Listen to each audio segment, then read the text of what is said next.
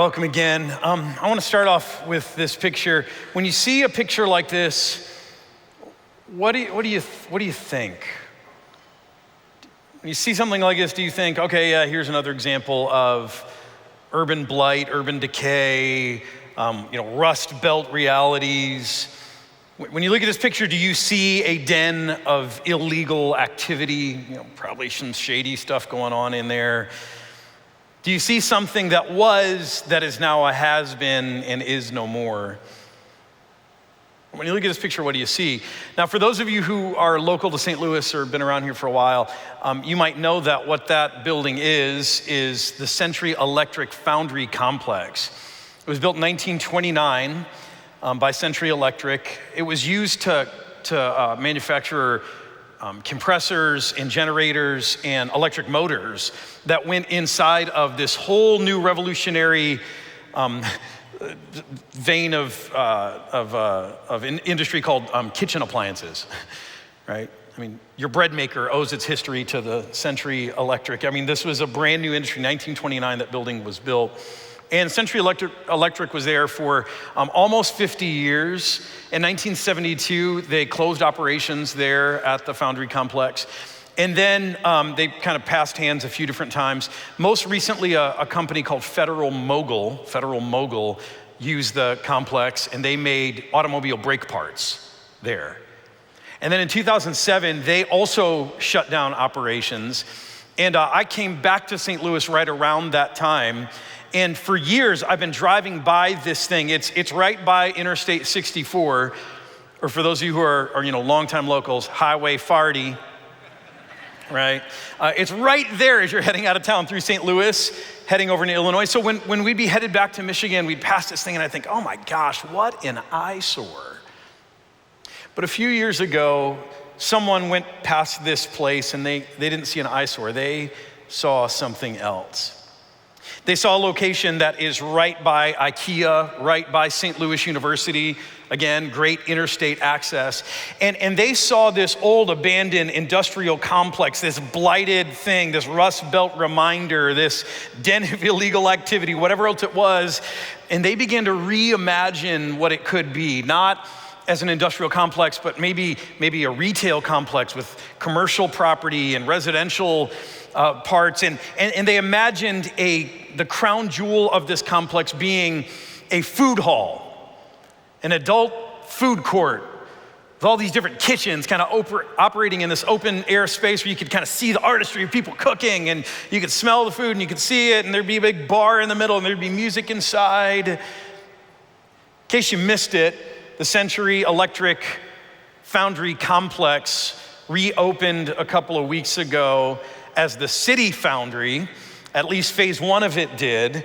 The new food hall is now open, and to great fanfare. And I don't know what the rest of it will be, if the rest of the vision will fully be accomplished, you can see. But people were having some fun there, just getting on the food hall. But I love the idea. I love the idea that someone saw something that, and this is true, right? When you see something abandoned, when you see something blighted, most of us, our minds go to what was there. And I love that someone didn't just see what was there, but they started to reimagine what could be. In this series, we've been looking at this guy from the Bible. His name's Nehemiah. Nehemiah was a Hebrew man, lived a long time ago, except he wasn't born in the Hebrew nation, wasn't born in Israel, Judah, Jerusalem. He was born abroad. He was born in a foreign country. And then he gets a burden to return to the home of his ancestors, to the city of Jerusalem, the former capital, where the city had been lying in ruins, not just for a few decades, but for 140 years. And last week, Doug Moss shared with us how Nehemiah, with some of the other people who first returned, then began to rebuild the city walls in record time on the foundation of those old walls, so that Jerusalem again could have the chance, have a fighting chance of being a thriving city again. And then we come to an inflection point in Nehemiah's story. So the walls are built, it's a great success, but there is this moment And it's a small moment. I think most people might just miss it as you read through it. For me, it's a very, very significant moment. I want to show you this moment. It comes from Nehemiah chapter 7. Again, this is Nehemiah's autobiography, so these are his own words in first person. He says, after the wall had been rebuilt, covered this last week, and I had set the doors in place, kind of this ceremonial finishing work. The gatekeepers, the musicians, and the Levites were appointed. And I put in charge of Jerusalem, kind of over this whole operation, my brother Hanani, along with Hananiah, the commander of the citadel, because he was a man, I love this, he was a man of integrity and feared God more than most people do. I love that statement, by the way, Nehemiah's standard. It's like, I'm gonna put the guy in charge who's not the wisest, most diligent, leader with the best track record of anyone in the world. Instead, I'm gonna just find this guy and I'm gonna put him in charge of everything because he's a man of integrity and he feared God just a little bit more than most. It's pretty realistic, isn't it? I don't know about you. They can put that on my tombstone someday and I'd be happy with that, right? Nothing grandiose, just integrity, feared God a little more than the average guy, fine. I said to them, notice this, the gates of Jerusalem are not to be opened until the sun is hot. While the gatekeepers are still on duty, have them shut the doors and bar them. Not only that, appoint residents, kind of a citizen neighborhood watch, citizens on patrol thing, appoint residents of Jerusalem also as guards, some at their posts and some near their own houses. Now notice what's happening here. The walls have been built, so Jerusalem has some security again, but I want you to notice this is not a good neighborhood yet. This is not a safe place to bring your family and to start a new life. So much so that Nehemiah orders that the city gates not be open until the heat of the day. Normally in these ancient cities, the moment it was light, you'd open up the gates because, these are big, massive structures and there's not a lot of airflow and it's gonna get hot and it's gonna get smelly. And so you'd open the gates so air could come through, breezes could come through the city. You do that before it got hot, but notice it's not safe to do that yet. They're still kind of on lockdown. So he says, you're only gonna open the gates when you absolutely have to in the very heat of the day when it's unbearable and when you're gonna die if you don't open the gates. Open the gates, but even still, you're gonna have guards, you're gonna have neighborhood watch, you're gonna have all this stuff going on. For the most part, we are still on lockdown. So notice, the walls are built, there's some security there, but they're not out of the woods. This is not an easy place to live, not yet. And that's why this next verse is so important, and this just captivates me. Nehemiah says, now the city was large and spacious, but there were few people in it, and the houses had not yet been rebuilt. Now I want you to take a second and just read this to yourself, okay? Read this over. And then I want you to be honest with yourself for a minute. When you read these words, how do you read them? Now, the city was large and spacious, but there were few people in it, and the houses had not yet been rebuilt. Do you read these words as a statement of tragedy? And you think about this, Nehemiah, all this work, you rebuilt the walls, you provided security, and no one's living in your stupid city. No one's there. It's just a shell. It's a city with walls, but no one's there. It's not a place of life yet. All of this work to rebuild, all of this effort to rebuild, and look, no one is still living there. Is that how you read it? Do you read it as a reminder of what had been, of the lost Jerusalem was once a thriving city, not anymore? Is it a reminder of how far the mighty Jerusalem has fallen? Is that how you read it? Or do you read those words as words of opportunity? See, the city was large and spacious. There were few people in it, and the houses had not yet been rebuilt. There is room to reimagine. Or let's pivot away from urban planning for a minute. Just think about your life. See, in life, we come to these moments all the time, don't we? Life is this pattern of building things up and making life good, but then things come against us and things get torn down and we're left with ruins. We're left with empty spaces. We're left with vacancies in our lives where really meaningful things used to be. How do you read those things in your life? When you're standing there facing your first day of retirement, maybe it's forced retirement, Or maybe it's joblessness. You're not even old enough to retire. You just lost your job and you face your first day without it, that work, that purpose that you had, and you're looking at the vacancy in your life. How do you read it? Do you just see the tragedy of what was lost? Do you see the possibility of what could be? Or when you're an empty nester, you send your last kid away to school. Or maybe even before that, you send your youngest off to full day kindergarten. I know here at the start of our school year at St. John's School, I saw some moms, mopping their eyes, like, this is my baby. I don't know what life's gonna be. When you see that moment, how do you read it? Or when you lose somebody, I know over the last year and a half, a lot of us have lost loved ones. And I mean that in an ultimate sense when you lose somebody, but what about when you just lose somebody because you have a best friend and they move away? You notice that empty space. How do you read it? This is an important question for us. We will encounter these moments over and over again in life, and it is okay to grieve what's been torn down, what's been lost. We talked about this a year ago in our series, My Reemergence. If you weren't here with us for that one, you need to go back and look at it again, watch it again. Especially a year ago this week, we talked about this idea that you cannot cut your losses. You can't just be like, oh, well, shake it off. You have to grieve them. It's right to grieve. It's right to shed tears. It's okay to feel. But in that empty space, even in your grief, can you also begin to see the opportunity, the possibilities? Can you begin to see the empty space as a blank canvas or an open door of what yet could be? See, these moments in life, we'll encounter them again and again as a community, as people, and it's important that we know how to navigate these moments. But here's what I find amazing. It's not just a human experience. God himself has encountered moments like this. I want to go ahead to the New Testament. Jesus in Luke 14 tells a parable, and this parable is all about God himself. Here's what Jesus says.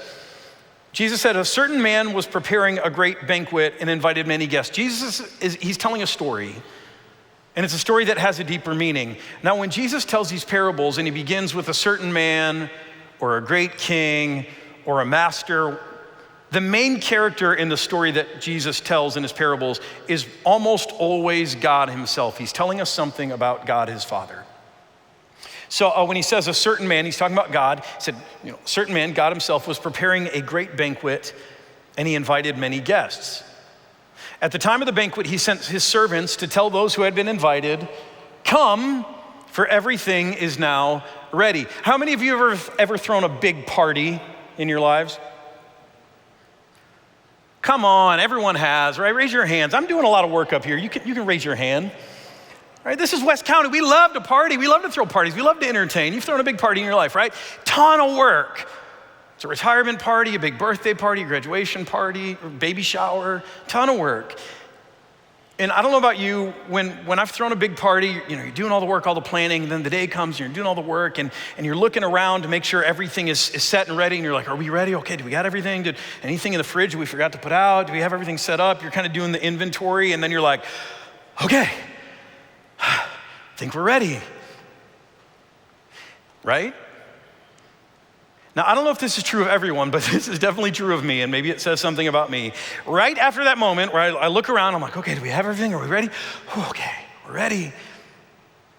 Then there's this thought that comes into my mind, and the thought is this: what if nobody actually shows up?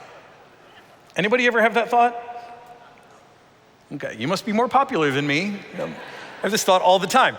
Or maybe it's not no one will show up. I think worse than no one showing up is, what if only a few people show up and it's really lame and everyone's looking at each other being like, oh gosh, how do we get out of here? Anyone have that thought? Okay, a few more of you, yeah. Right, I mean, that's a natural human experience. Here's what blows my mind. This is an experience that God himself has had. So the master prepares this banquet, there are invited guests. You kind of send the notice in those days like, hey, it's ready, come on in, come on in. It's like ringing the church bell kind of thing. Come, for everything is now ready, now watch what happens. But they all, like all the invited guests, began to make excuses. The first said, I just bought a field and I must go and see it, make sure everything's okay there, please excuse me. Another said, I've just bought 5 yoke of oxen and I'm so excited to go home and try them out, right? Talk about horsepower. I'm gonna strap some, right? Well, we're gonna go see how these things go. We're gonna see how fast they can plow. This is a big day for us. Still another said, I just got married. I can't come, makes sense. The servant came back and reported this to his master, the master of the banquet. Then the owner of the house became angry and ordered his servant, go out quickly into the streets and alleys of the town and bring in the poor, the crippled, the blind, and the lame. Now notice what the master does in this moment. He's got a banquet ready. The party's ready. The food's prepared. The drink's there. The musicians are there. He's ready to have a party and no one shows up. And in a moment, he kind of goes from this like frustration, anger, but immediately what does he do? He begins to reimagine. He says, okay, here's what we're gonna do. I want you to go, and he tells his servant, I want you to go and I want you to find people. So go out and find the poor, the crippled, the blind, the lame. Now, nothing against these people, but in ancient times, these were the people that no one else was inviting to parties. They were the people who would have no other plans. These were the destitute people. They would just be sitting there, totally disenfranchised. And so the master of the banquet says, here's what I want you to do. I want you to go out and I want you to find those people. He improvises. Do you see this? And so the servant does that, and watch what happens. Sir, the servant said, okay, comes back, all sweaty after doing all this work. What you ordered has been done, but there is still room. Then the master told his servant, okay, here's what I want you to do. Go out to the roads and country lanes and compel those people way in far off places, way outside of the city, maybe even outside of our country itself. Go to the foreigners and compel them to come in so that my house will be full. I tell you, not one of those who were initially invited will get a taste of my banquet. Now, do you notice twice, the master of the banquet, God himself, encounters this moment where he's got a banquet and it's ready and there's supposed to be lots of guests and no one comes, and they go and get some people and still there's room, and so they go off further and they get more people. Twice he faces this moment of tragedy, of loss, empty space, right? The city was large and spacious, yet there weren't a lot of people who lived there yet and houses hadn't been rebuilt. He sees this empty space. And he doesn't stay in his grief or in the companion of grief, anger. He doesn't stay there. Instead, he sees the opportunity. He reimagines the banquet. And I'm so glad he did, because this means everything for most of us sitting here today. See, what is Jesus actually talking about here? It's a metaphor, right? He's talking about this banquet. He's talking about God's great banquet, but he's also talking about himself. Jesus is the servant, right? His Father's the master, he's the servant. He's the guy running around getting the people to come. And what Jesus is describing is this moment that he's living in where he is the Son of God. He's the Messiah, this person that the Jewish people had been waiting for centuries. And he comes onto the scene and he says, guys, it's time. God's about to do a new thing. His favor is going to come on you like you've never seen before. I'm the Messiah. I'm the one inviting you into this great banquet of God himself. Come and experience relationship and his favor, his abundance, life like never before. That's what Jesus came to do, right? And if you know the ministry of Jesus, you know what happens. He shows up to the people that God had been inviting now for centuries, to the Jewish people, the Hebrew people, the people of Israel. And Jesus comes on the scene. He says, here I am. The kingdom of God is here. And people not only make excuses, but people turn against him and they slander him and they find every reason to not listen to Jesus. And so what does Jesus do? Jesus then pivots and he starts spending all of his time with the undesirables. Yes, some of the poor and the blind and the lame, literally, but then also with the sinners and the tax collectors and the prostitutes and the people that no one else wanted anything to do with. He spends all of his time with them, and he's explaining to everybody why. Why? Because he showed up on the scene and said, the banquet's ready. And the original invited guest said, get lost. And then he doesn't stop there, because even after he invites all those people in, there's still room. And so he goes to far off places, way outside of Israel. And this explains how most of us are sitting here today. Because I don't know about you, according to Ancestry, DNA, I'm like 3/8 German, maybe a quarter Swedish, a quarter Scotch, Irish, UK, kind of from that island, 1/8 undetermined. I am a mutt. But my ancestry report doesn't say anything about Hebrew, Jewish, Israelite, nothing in my, how did I get here? How did we get to be invited? Gentiles, like most of us might be, how did we get invited into this banquet? How did we get invited? Well, Jesus just explained it. Because the master looked around and he has so much abundance, and there was room for more. You see, that's what makes this faith and this family so different. You are not invited into the kingdom of God, into the family of God. You are not invited to the great banquet of Jesus because you cleaned up your act, not because you're an A-lister. You weren't on anyone's best dressed list, no matter what you think of yourself. You didn't get invited because you are the perfect guest to parties. You know, you always bring the right host gift, and you never stay too late, and you don't eat too much, or you don't drink too much, and you tell all the funny jokes, and you're just a delight to have around. That's not the reason you got invited. You have been invited in for one reason, because our God is a God who wants to bless people.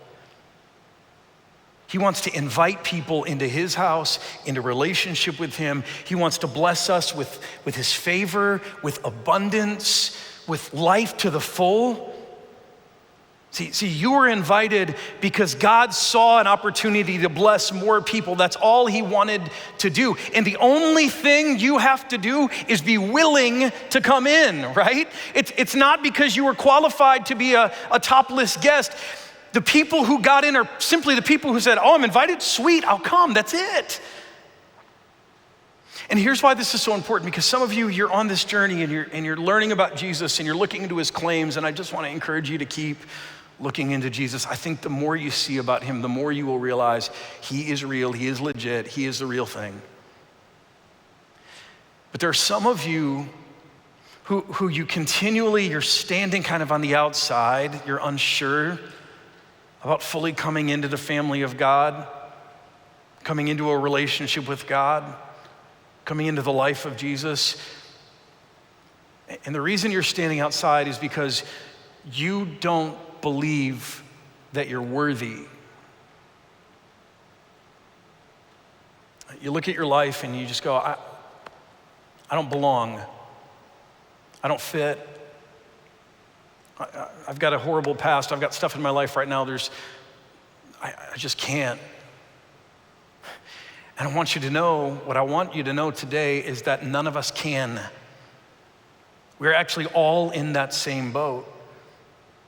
But the only thing that you need to come in and be a part and feel at home is to know that who you are, exactly where you are right now, as you are, you've been invited, because it's not about your qualifications. It's about a God in heaven who wants to bless people with his banquet, with his goodness. He wants to invite you into his house. That's all you need to know. And so if you've been resisting because you don't feel qualified, join the club. None of us are qualified, but today could be your day where you simply receive the invitation. You accept the invitation and you come in just as you are. Right now, in fact, I just want all of us to bow our heads. I want us to close our eyes, and I want us to pray. And especially if you're someone who's just been waiting because you're not sure if it's safe to come in, I want to pray for you especially, but I want to pray for all of us. Lord in heaven, remind us right now, each of us, that it is not anything in us that got us an invitation, but it is your goodness. Lord, remind us and tell us right now, and press this on our hearts right now, that you want us to come in to your family, into your life, into relationship with you. You want us just as we are. And Lord, by your Spirit's power, I pray that you would work against all of the excuses that we have, every bit of resistance we have, every bit of fear we have. Lord, work against it. And by your Spirit, give us the courage to come in, to no longer sit outside, but simply to receive the invitation to relationship through your Son, Jesus, knowing that he has made a way for us, that we are now accepted because of him. Lord, give us the courage to believe. Give us the courage to belong. Lord, give us the courage simply to come in. I pray this in Jesus' name. Amen. Now here's the thing, that's a prayer that I have to pray all the time because I'm constantly looking at myself and shame gets a hold of me and I feel disqualified. If that's something though that you have prayed for the first time, if this is your moment, we wanna talk with you about how you can keep moving forward, how you can take hold of more of the life of Jesus. So make sure you get in touch with someone in the lobby. I'll be up here after the service. I wanna talk to you more about this critical moment in your life. You see, our Father in heaven, get this. He sees those blighted buildings. He sees the empty spaces. He sees the abandoned, vacant places, and he sees opportunity. In your life, when you face those things, what will you see? Are you willing to reimagine? Now, some of you know this, that I love my kids, and I have dreamed about being a dad since I was in middle school. It's kind of been the vision of my life. And maybe you also know that we just sent our firstborn off to college. And in 6 years, we're gonna be empty nesters. And suddenly, that's really disorienting to me. And so there's been some grief in our house this week. But I'm trying to do this. I'm trying to practice what I preach. I'm trying to look at our house and go, okay, what does it look like now that the Garrett house has a little more room? What does it look like now that we're a family of 4 functionally rather than a family of 5? Let's reimagine what this means. Or I think of my friends Tim and Diane Essela. Some of you know that name. They were a part of the Pathfinder family for a long time now. They found themselves in the position several years ago where they were facing retirement way earlier than they planned. And it wasn't because they got a windfall. You know how this stuff goes. They were facing early retirement.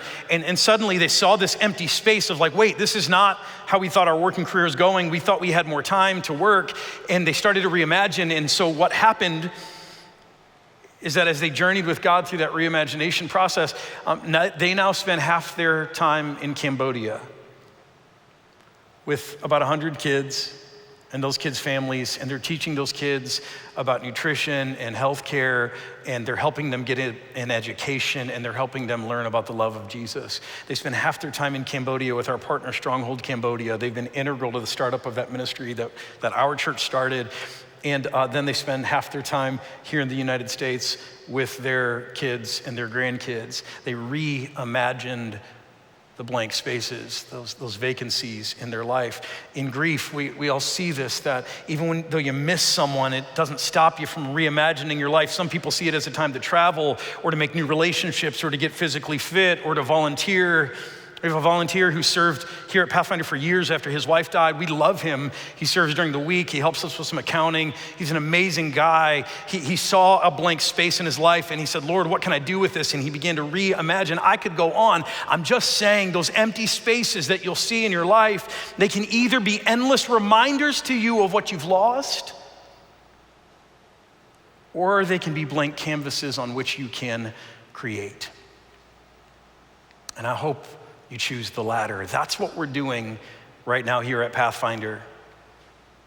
This place looks a lot different than it did 18 months ago, right? If you've been around, you know it. I mean, it's looking pretty good today. And actually last week, our first week back with children's ministry, kids ministry, we had 111 kids back. That's awesome. Highest since the pandemic started. And what's I think even more awesome is we had 12 new households who had never been to Pathfinder before register their kids last weekend. That's even more awesome, right? So we know people are starting to return. It's a long process. But a year ago, our leadership started to say, you know what? Things are gonna be different. Our world looks different now. We can't change that. And there's room in this house. So how do we see this not just as a moment to lament, but how do we see this as opportunity? And so we've begun the process, and these are some of our ministry targets over the next couple of years. I'm excited to share these with you. Some of these are about us rebuilding, because there's some things that we have to rebuild. And some of these are about reimagining. We're gonna increase outside awareness of our ministry. We're gonna keep telling the story of Pathfinder, because we believe it's an important story to tell. And yeah, we know that people pulled away from church and stopped doing stuff over the last 18 months. We're gonna keep telling our story, not just as an organization. We're gonna equip you to invest and invite in other people so that you can help tell our story. And we're gonna at least let people know that there is a church like this here in St. Louis County, wherever people are watching, that they can journey with. We're gonna continue wise technology investments. About a decade ago, we invested a lot of money in technology. We bought cameras and we put up new screens and we started live streaming our services. And of course, that has been a game changer for us. It's been a lifeline for many of you as we've journeyed through this pandemic. But we're at a place now where a lot of the technology we bought a decade ago is aging out. In fact, even here in the sanctuary, some of these projectors that kind of create this great immersive thing, we bought them over a decade ago. They were used at the time, and they're at the end of our life. Our tech teams, they've been doing some like Dr. Frankenstein work on them, like taking the brain out of one, putting it into the other to keep them working, and they're coming to the end of their life. And these things are not cheap. There are 4 of them in here to kind of create this immersive worship experience. And again, we're singing that song, So Will I, and I'm looking at the mountains and the skies, and I'm just like, my heart is swelling in worship of all that God has made. And I'm grateful for the technology that we have and how it aids in our worship. But each of these projectors, you'd never guess how much they cost. $55,000. Now, some of you are like, oh, man, that's no big deal. My car costs twice as much as that, and I get a new one every 3 years. But it's a lot of $55,000. Now, these are gonna last us over 10 years, but we have to reinvest in those things. We have new live streaming equipment that we need to reinvest in. We have to replace some switchers and encoders and things that allow our message to go out everywhere else. We've got to rebuild some of our tech infrastructure because these things have become an important part of what we do.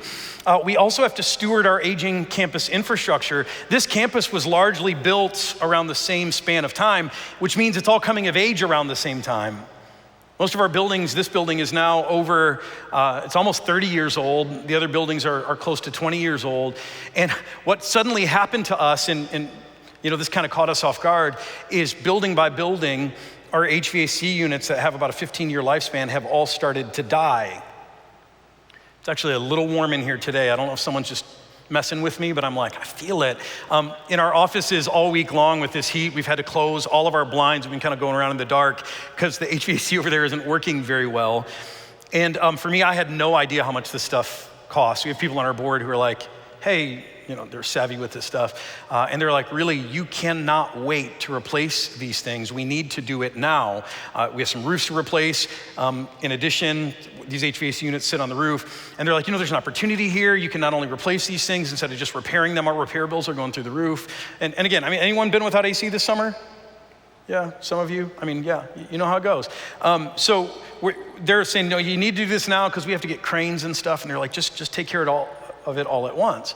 And so back in May, our congregation said, I know I'm getting in the weeds, but this is important. Our congregation said, in our congregational meeting, said, hey, this is important. We can't wait around. We can't wait to raise money like we usually do and then do it. We just need to take care of it. We're gonna start this soon. Unfortunately, the way we're gonna have to do that is with debt. Now you'll see over the last few years, we've been paying down debt. This is 11 million, by the way. There should be 3 more zeros. That's just kind of how we show it on these slides. So we've been paying down debt like crazy. It's awesome. And so our congregation, I'm grateful, gave our leaders the permission to say, hey, it's okay to add a little bit of debt so we can get this thing fixed. There's a part of me that goes, I don't want to add more debt. I want to see these numbers go down, not back up. And anyone else? Yeah.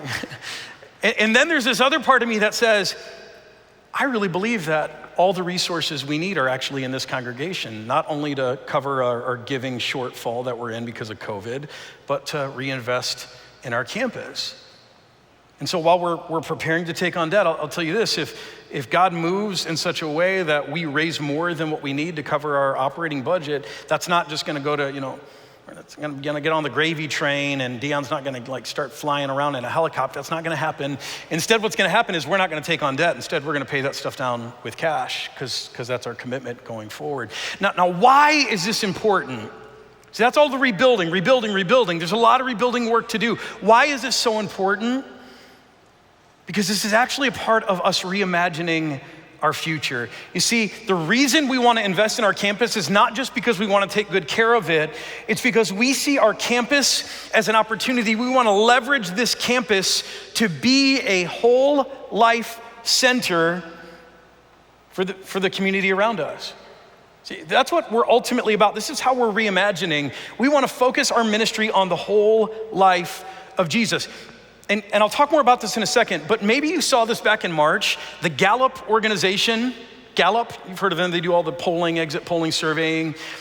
They put out this headline, March 29, 2021, U.S. church membership falls below majority for first time.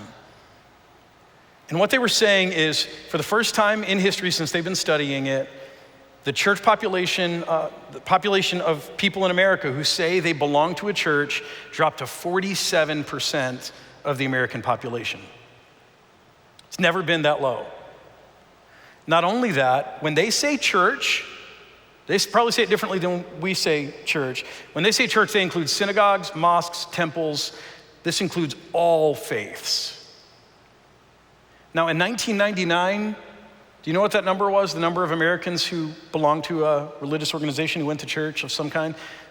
1999, that number was 70%.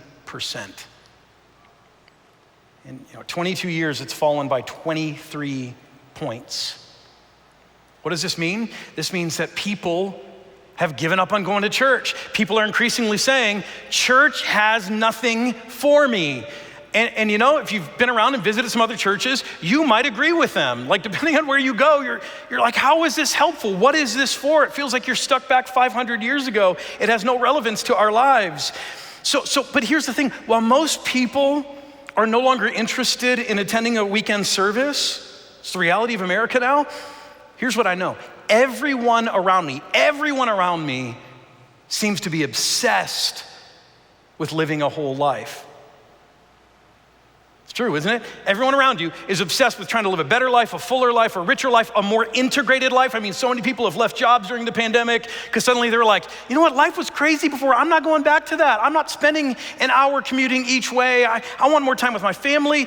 People are making big decisions in life because they want a richer, fuller, abundant, more integrated life. Everyone I know, even if they don't want to go to church, they're looking for a whole life.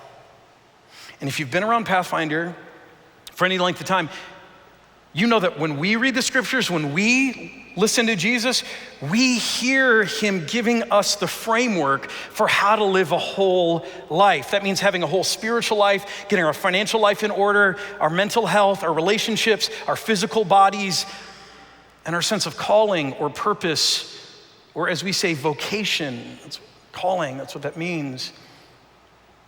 And so for us, we see that we've got the framework that the world needs for the very thing the world wants. They're not interested in attending a weekend service, but we can help them do the very thing they want. We can help them live a fuller life. And we don't even have to do it all. We can just invite partners who are already like-minded, who believe what we do, to help us do this so that this campus, this ministry becomes a center, it becomes a hub of people who just want to live a fuller life. They want to figure out how to take care of their bodies and eat cleaner and get moving and exercise, or they want to figure out how to heal their relationships that are broken in disrepair, or they want to figure out how to deal with the worries and the anxieties of life, because we all know anxiety levels are going through the roof, or they want to figure out how to deal with their finances or how to understand their calling, right? I mean, everyone you know is wrestling with these things. And through Jesus, we've got something that can help them with the very thing they're wrestling with in a way that will truly bring them integration, that will bring them a whole life. And here's what I know what will happen. As our campus, as our ministry becomes more of a center, helping people in our community find a whole life, even people who are not interested in attending a weekend church service, here's what will happen. people who came here to get help with their relationships, they are going to not only find a fuller relational life, but eventually they will meet Jesus, the author of life. How do I know? Because for years it's been happening here. How many of you know of MOPS, mothers of preschoolers? Heard of that? How many of you have been what you call them, MOPS or MOPettes, or I don't know what you call it. Horrible name, great ministry. Yeah, raise your hand, proud. MOPS, come on, yeah, lots of you. Some of you, this may be your story, that mothers of preschoolers, every year we have moms who come, not because they're looking for a weekend church, it's because they're at home with little kids all day and they need sanity. They need adult connection, they need some respite, they need to connect with other people who are going through the same season. But every year, you know what happens? Some of those moms who come not because they're looking for a weekend church service, they're just looking for community and connection and help being a mom of young kids. You know what happens every year? They sit around tables with other people who go to Pathfinder, and something begins to happen. They weren't looking for a church, but suddenly they start to see what being a part of a church can bring into your life. See, the same thing's gonna happen as we talk about a whole life. And this is where it really gets fun for us to reimagine as we focus our ministry on the whole life. And we're just at the beginning of this. We've been talking about this for a while, but we can take this to the next level together, and we can turn this place, this ministry, everything we do, into a guidebook to help people with the thing that they're longing to have help with, but along the way they will meet the author and the architect of life itself. I am convinced. Now, I could say a lot more about this, but I'm already past time. So what's new, right? Yeah. Let me just say this. There's room in this house. There's room in this house. And so you can choose to lament that and grieve over how the world has changed and remember the good old days and how things used to be better. And you know what? It's okay to grieve for a time. But instead, I'm asking you to see the opportunity. I'm asking you to reimagine with me. And more than that, I'm asking you to come with me as together over the next couple of years, we figure out how to go into the streets and the alleys, into the country lanes and the far off places to compel people to come into the life, the banquet of God, a God who loves them, a God who wants to put his favor upon them. So as we close today, here's what I'm gonna invite you to do. We're gonna take a moment. You got one of these when you came in. And if you didn't get one, or if you don't have a pen, there's pens around. If you don't want to touch the pen, or if you're online, you can text Reimagine to 43506. You'll get a link and you can do this online. If you'd rather type than write, you can do this. So Reimagine to 43506, do that right now. Because before we can reimagine and really step into our future, it's important to pause and reflect and remember the goodness of God that we've already experienced. So today I want to ask you, what has Pathfinder brought into your life that you're grateful for? How's being a part of this church, right? Most of America says, no, forget it. What has this meant for you? What has this done for you? And not just that, what has Pathfinder brought into your life that you know the world needs more of right now? Again, before we reimagine, it's important that we just reflect on what this all has meant in our own lives. So I'm gonna give you just a 90 seconds or so. Grab a pen, write this down. We're gonna have you turn these in at the end. We have a purpose for them. Fill out the form, click submit. These will be important for us as we encourage one another and inspire each other in the days, weeks, months, and years ahead. Take some time right now, answer the question.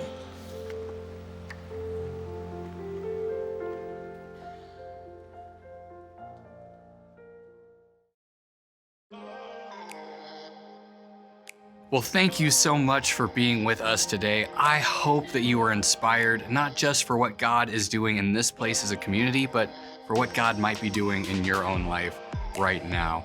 If you have any questions or would like to get more connected, you can go to our website. And if you didn't know, we upload all of our messages as podcasts. You can subscribe to those and they make for great listening on a run or working out. I find that listening to a message the second time really helps me wrestle even more deeply with the truth that God has for me in that moment.